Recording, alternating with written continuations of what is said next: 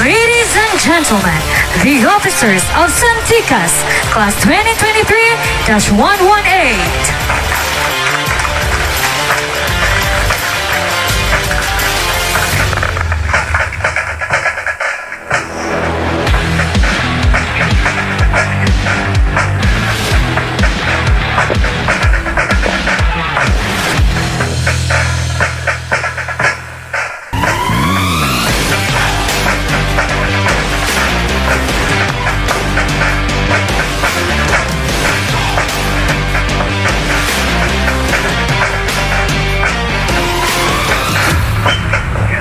At this moment, the troop commander directs the troops.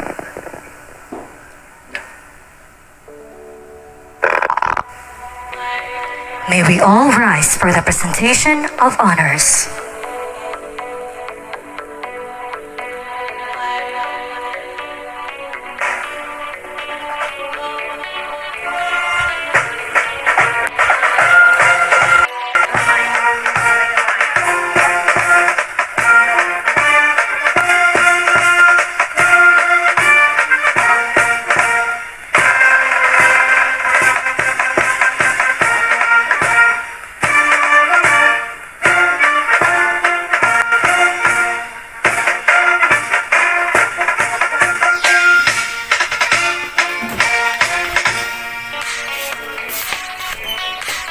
Thank you, and please be seated.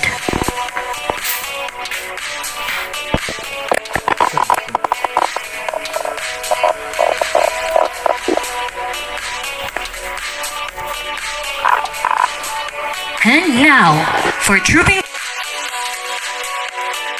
PMA Distinguished Cadet Award for Graduating Superintendent's List or Starman. As a second lieutenant, he was assigned as a junior officer and later as commanding officer of the Regional Special Action Company 1, the most exposed Philippine Constabulary unit in counterinsurgency operations in the Ilocos and Cordillera regions in the late 1980s. He is a recipient of various awards, most notable of which were 2 AFP Bronze Cross medals and 5 PNP Medalya ng Kadakilaan. He underwent various training and education here and abroad, including a short course in 21st century leadership at Harvard University School of Government in Boston, USA, and senior executive law. He is also a graduate of Strategic Business Economic Program from the University of Asia and the Pacific and the Development Management course at the Asian Institute of Management. Prior to retirement, he held the position as director of the Center for Police Strategy Management, in charge in the implementation of the PNP Transformation Program. His leadership and competence in the public service has been honed not only by his educational and professional experiences, but also by the work experiences he had, serving the people and the government in various significant positions, which aims to continue reaching out to different agencies to be at the cutting edge in providing curricular offerings and training programs, and to come up with best practices that are highly relevant and responsive to public safety and security. A leader. Members of Fire Basic Recruit Course Class 2023-118 Class Santicas, which is samahan ng tutulong at ililigtas ang mga kababayan sa mga sakuna. Napakaganda ng inyong pangalan sa inyong klase. Why? It bespeaks of what you are, what will you be, what you have been trained for, and what would you become after this.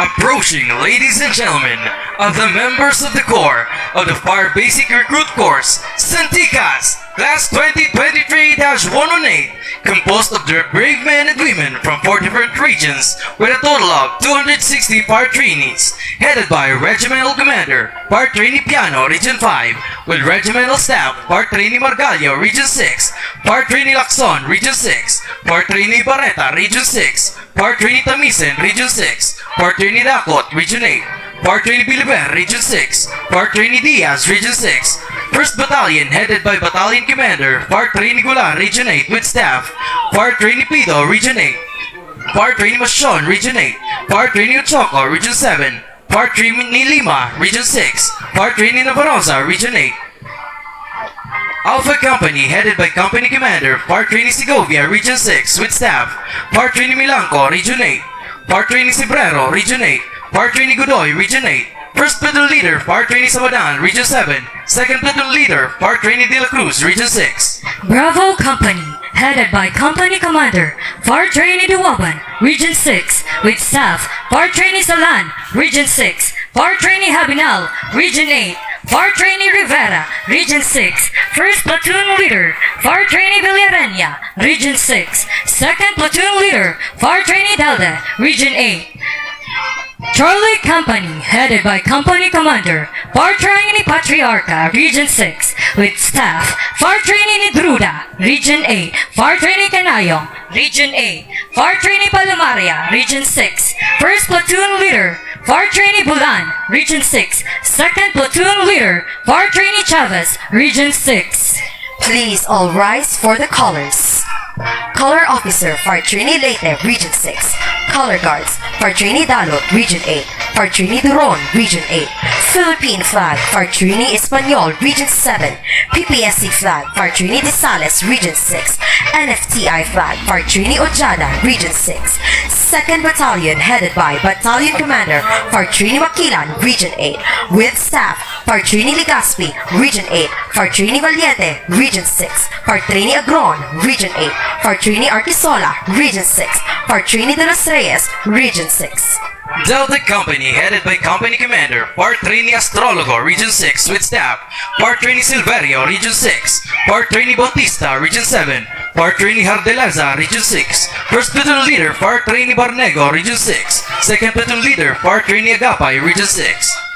Echo Company, headed by Company Commander, Fire Trainee Flores, Region 6, with staff, Fire Trainee Divina Gracia, Region 6, Fire Trainee Sulanoy, Region 6, Fire Trainee Mercano, Region 6, 1st Platoon Leader, Fire Trainee Rabotazo, Region 8, 2nd Platoon Leader, Fire Trainee Chuzon, Region 8. Foxtrot Company, headed by Company Commander, Fire Trainee Mercado, Region 8, with staff, Fire Trainee Santillan, Region 6, Fire Trainee Gular, Region 8, Fire Trainee Wong, Region 8, 1st Platoon Leader, Fire Trainee Basa, Region 6, 2nd Platoon Leader, Fire Trainee Ruto, Region 6. The Fire Basic Recruit Course, Class Santicas, is a strong faction that embodies strength and intellect, versatility and devoutness, with varied professional and educational attainments, all from Region 5, Region 6, Region 7, and Region 8, composed of registered nurses and other medical professionals, criminologists, engineers, educators, information technologists, architects, communication and business administration graduates, and others. The Santicas class logo represent each trainee's tenacity and ability to rise in every obstacle, regardless of the hurdles that encompass the journey towards success, a symbol of our journey in the sweet victory we long to achieve. Class Sinticas, with the dominant colors of red and gold, will profoundly represent these colors with strength, obedience, royalty, honor, and pride. As proud products of Region 5 National Fire Training Institute Satellite Campus, we bear in our logo the very image of Mayon Volcano to remind us the place where our transformation as full-fledged firefighters took place, our symbol of strength and beauty. The red ribbon bearing the name Sinticas is a strong color that perfectly represents the class Sinticas. Strong and powerful energy, radiating swift action and unyielding response to the call of duty. But as it is associated with strength and power, the red ribbon also represents each element's compassion and love for family, duty, and the desire to strive harder and be even better as modern firefighters for the Filipino people. I'm Altus, which means aim high, is the class motto of Class Santicas. To those who aim high will reap great success. When one sets a high target, all energy can be concentrated on it. That is the key to all success. Class Santicas do not set low expectations and goals for themselves. Instead, they aim high, think big, work hard to achieve the best possible outcome. We all can succeed in life if we believe that it is attainable and commit to achieving our goals. The Malta Cross is identified as the symbol of an order of Christian warriors, known as the Knights Hospitalier of Knights of Malta. The Malta Cross is the firefighter's badge of honor, symbol of protection, courage, and pride. It is a representation of the ideals of the fire service in saving lives and properties. It means that the firefighter who wears this cross is willing to lay down his life to the public. Just as the Crusaders sacrificed their lives for their fellow men many years ago, it also symbolizes the 5 major functions of the Bureau of Fire Protection: enforcement, education, rescue, extinguishment, and investigation.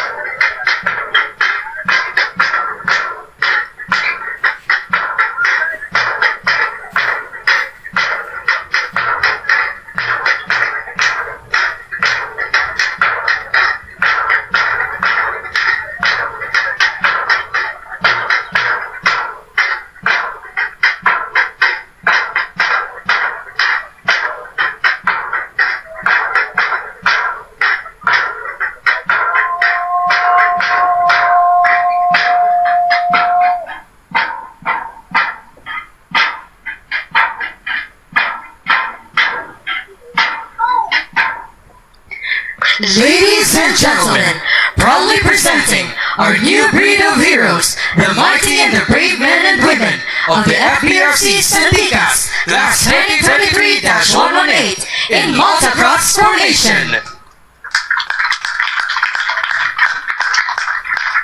Fire Trainee Mac Jeric A. Piano, Regimental Commander, will now render salute to our guest of honor and speaker, retired Police Brigadier General Ferdinando G. Sevilla, President, Philippine Public Safety College.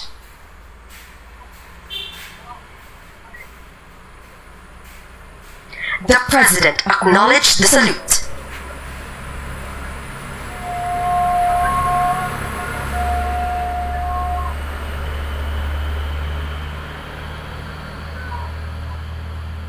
At this juncture, ladies and gentlemen, may we request our guest of honor and speaker, retired Police Brigadier General Ferdinando G. Sevilla, President, Philippine Public Safety College, together with Fire Chief Superintendent Belinda B. Ochave, Director, National Fire Training Institute, officers, and non-commissioned officers, to please go down the stage for the ceremonial handshake, symbolizing the recognition of Santitas, Class 2023-118.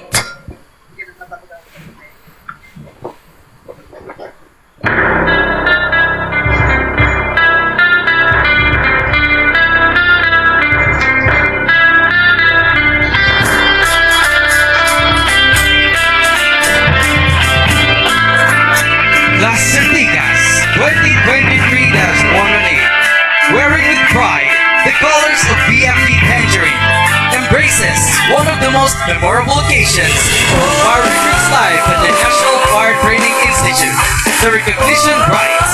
It is in this ceremony that the President of Philippine Public Safety College, Director of National Fire Training Institute, and the NFTI Kawakawa Satellite Campus staff, together with the BFP Region 5 Regional Director, extend their warmest handshake with the unrecognized recruits as a gesture of recognition of the fire trainees who have earned a certain level of distinction in the course of their ongoing training.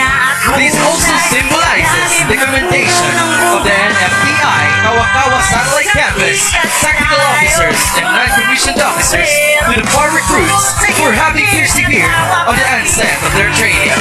From the rigid discipline imposed, physical endurance required, moving in the double base, and privileges lost and deprived of.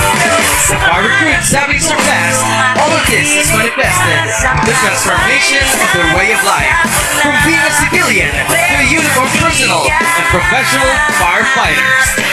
Furthermore, such symbolic gestures also represent the indoctrination of the FBRC through the NFTI Kawakawa Satellite Campus staff, the ceremonial passage and acceptance of a much greater responsibility and accountability, being a recognized member of the NFTI family. In its almost 4 decades of existence, the Institute has tasted victory, honor, and prestige for producing efficient and effective public safety officers and personnel of the Bureau of Fire Protection. And this day marks the start of another victory for the Institute as it recognizes Santitas, Class 2023-118 recruits who are on their way in becoming one of the distinct products of NFTI. From all over the country, the gallantry, dedication, and selfless service of our new breed of firefighters from NFTI shall once again reverberate in the hearts and minds of many. Nothing can compare to the feeling of overflowing pride, excitement, and gratefulness of FBRC Santitas Class 2023-118 as being the first to be recognized in the new proud colors of BFP, the Tangerine Tactical Uniform, in the traditional motocross formation. The astounding colors had put even deeper sense of memorable victory on this momentous occasion. Indeed, the unrecognized days had been capped off, and with the most coveted handshake from the PPSC, NFTI, and BFP Region 5 directors and tactical officers is surely one of the few best encounters that every trainee can document in their life. This gesture of acceptance given to Santitas can only bring utmost gratitude, humility, and sense of fulfillment to every fire trainee. However, being a newly recognized trainee accompanies great responsibility and accountability while being part of the Institute, even though that some privileges of a trainee may be handed once again. The display of discipline and good character, and taking full responsibility and accountability of one's actions will still remain as an expectation of NFTI from the Santitas Class 2023-118. Indeed, recognition is not only a privilege and an earned but also an honor that is accompanied by duty expected to be fulfilled.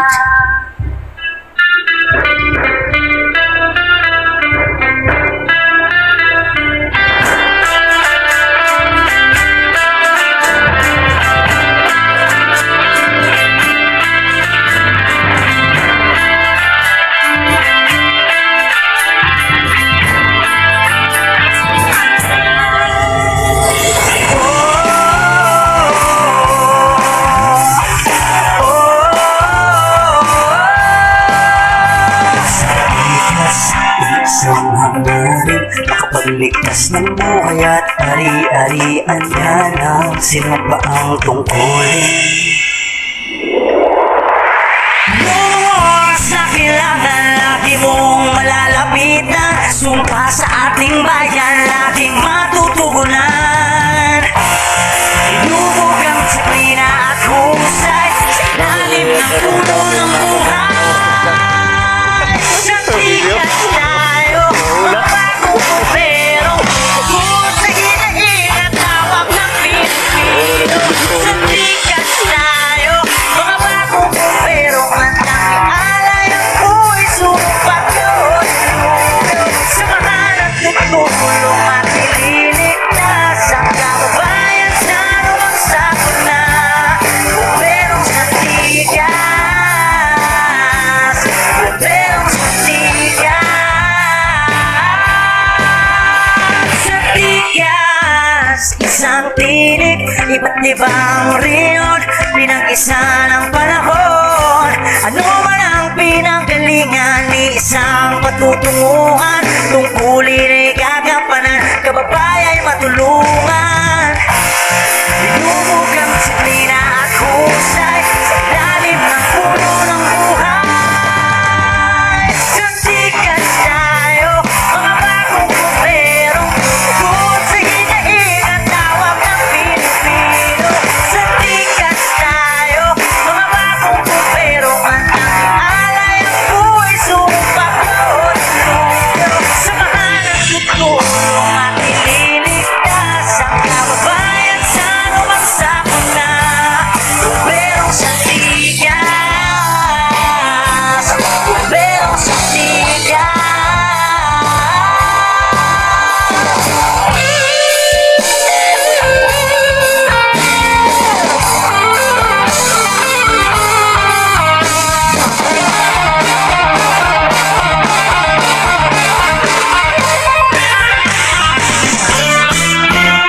Santigas, Bumberong titigas, kahit na anong oras ang nakangiligtas.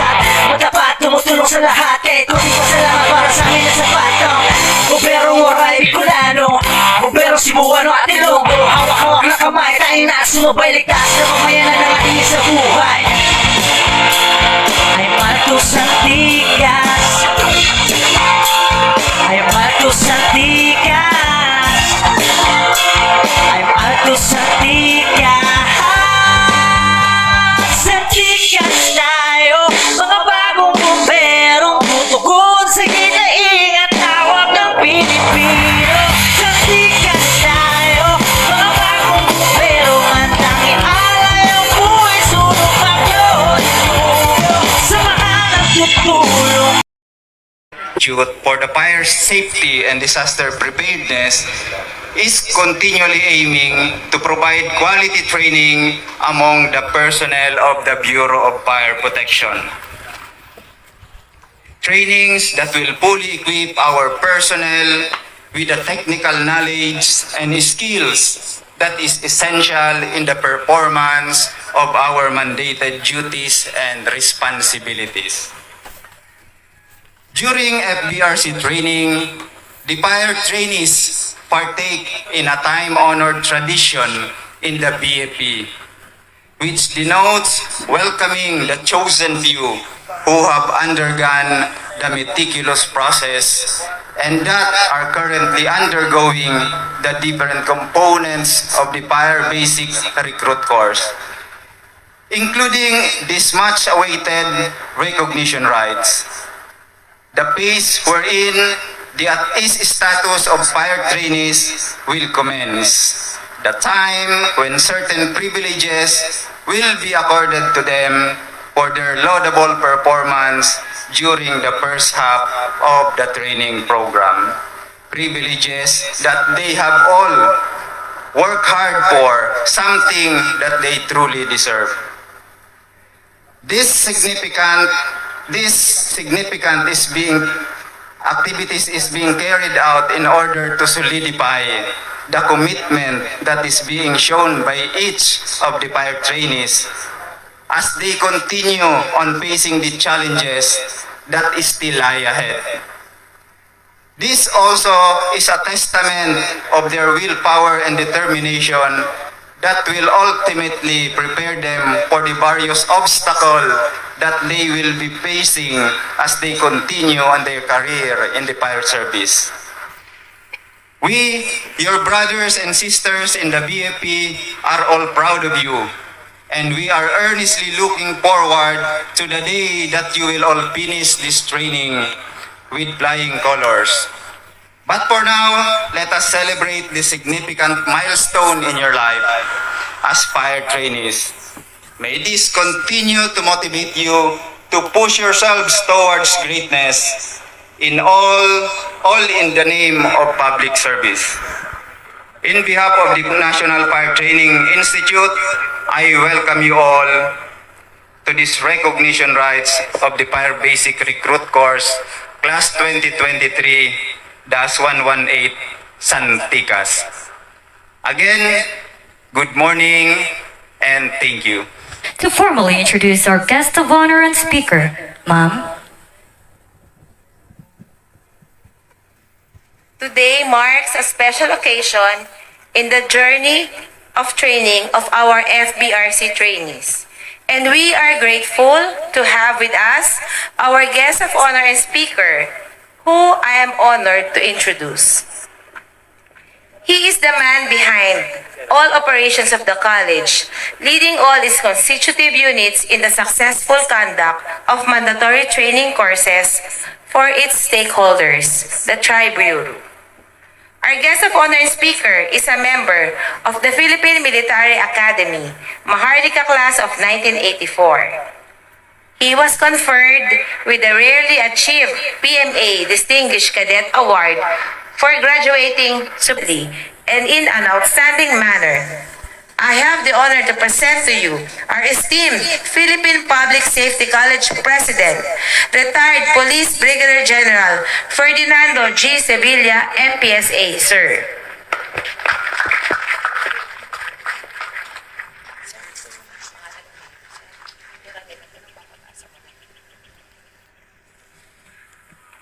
Thank you, our Director of the National Fire Training Institute, for that very kind introduction. Fire Chief Superintendent Belinda Ochabe, the First Lady General coming from the Philippine National Police Academy. Please be seated. Please be seated po. And who knows? Nandito rin yung ating Regional Director ng BFP Region 5, soon to be Fire Chief Superintendent Ricardo Perdigon. Fire Chief Superintendent na pala, magiging kalaban ni Belinda, classmate niya kung sino magiging Fire Director. Kasi pareho silang mga bata okay? Of course, the City Vice Mayor of Ligao City, Honorable J.P. David. Sir, thank you po for coming and gracing our occasion. Yung ano natin dito, parang head ng training, Superintendent Alberto Marqueses Jr. sa kanilang transformation from boys and girls to men and women. Palakpakan din natin yung ano natin pala, yung fire band ng Region 5. Ladies and gentlemen, magandang umaga po sa ating lahat. Unang-una, yung ano natin, Regimental Commander, please give your men tikas. No. Wala pala, hindi pa sila pwede. Hindi pa kayo at easy, di ba? So, it's customary that I guess the guest of honor speaker should give, allow to have the men and women tikas pahinga. But considering na ngayon pa lang i-recognize, not yet, okay? Mamaya, let's wait, you will wait for that. muli nagpapasalamat tayo ng taus-puso sa ating Honorable Mayor Fernando B. Gonzales, Mayor ng City of Ligao, for calling all of you as we celebrate the culmination of your 2-month training or your first phase of training. As I said, transforming you from boys to men, girls to women. Kasi why? Halos noon para mga civilian antics, dami-dami yung akala nyo nasa college kayo, no, hindi na. You're part of the military and uniform personnel category. Kaya yung pinag-uusapan ngayon tungkol doon sa mga pension, di ba? Hopefully, umabot kayo na wala pa yung batas. So meaning to say, when you retire also, yung indexation kasama pa rin kayo. Okay? So, pag nangyari yung batas na sinasabi na dapat palitan yung pension na pay scheme, yung mga susunod sa inyo aabutan nun, not you. So,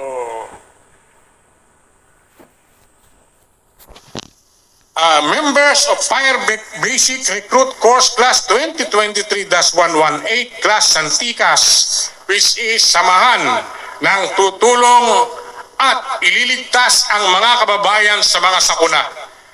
Napakaganda ng inyong pangalan sa inyong klase. Why? It bespeaks of what you are,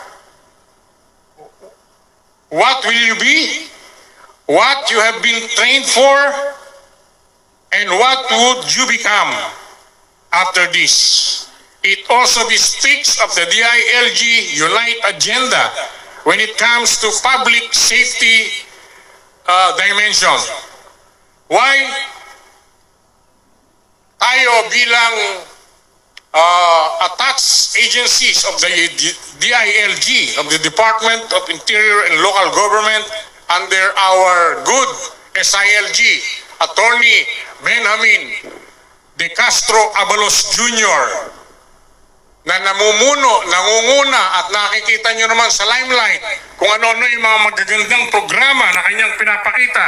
We have the DILG BIDA program, of which every time or halos weekly, meron tayong ginagawang mga fun run sa mga city centers just to buhay ingatan, droga ay ayawan. So lagi, nung nag-join po kami sa mga fun run sa Luneta or sa MOA, sa Nubali, sa Santa Rosa, everywhere, lahat, lagi natin kasama ang PPSC, ang PNP, BFP at BJMP. So, lagi tayong sumusuporta sa kanyang mga programa. Ang kanyang panuntunan sa buhay, gawa, hindi salita, para sa mahusay, matino, at masahang paglilingkod sa bayan. Ano na rin pala to, laging nagpupunta rito si Fire Chief Superintendent Belindo Chabe, nakuwento niya sa amin na pagka mga Holy Week, di ba? Kasama pa yung asawa niya. And of course, meron tayo si F. Otto Sarilla na tubong Ligaspi. Albay. Oo. Tiwi Albay. So, kita nyo naman yan ang standard ng Bureau of Fire Protection. Anyway, yung po ating mga magulang dito, makikita nyo mamaya, anong tingin nyo ba? Bakit mayroong recognition? Bakit for 2 months, you are not able to see your sons and daughters? Or yung asawa ninyo, kung may mga asawa sila? Bakit? Ito pong training na to, hindi ito kamas-kamas. Talagang kita nyo ang kulay nila. Sa malayo pa lang, may itim talaga sila. Meaning, magaling itong si Superintendent Marqueses, tsaka yung itong mga natin, skills formators. Gagaling, di ba? So, well done. Well done ang tinatawag. Anyway, Yan po ang training. Pinagdaanan namin lahat yan. Ayaw nang ikwento ni General Perdigon tsaka ni General Ochabe kung paano sila nagpleba, di ba? At nagkadete. So, ganun din po yung naranasan natin. So, at least makikita nyo from us siguro, na hindi nagkamali yung trainers namin. So, by that, masasabi rin natin, hindi nagkakamali yung nagtitrain sa inyo ngayon. And we hope to see you by June, graduating from this course. A full-fledged Fire Officer 1 na alam ang fire protection at alam ang disaster risk management. Okay? So, it is an iconic, breathtaking wonder of nature, yung nadaanan sana namin, na hinahanap ni Atty. Ocampo, puro ulap. So, hindi namin na public safety officers is to be part of the government machinery to help and support the local government unit. Kaya ang tawag sa atin, agents of person in authority. Who is the person in authority just like here in Ligao City? No less than our mayor, Mayor Gonzales. But for us, the Philippine National Police personnel, yung mga assigned dito, are considered agents of person in authority na pwede niyang gamitin para during calamities at during yung mga fire incidents. Our definition, para maintindihan nyo ang public safety, it is the integrated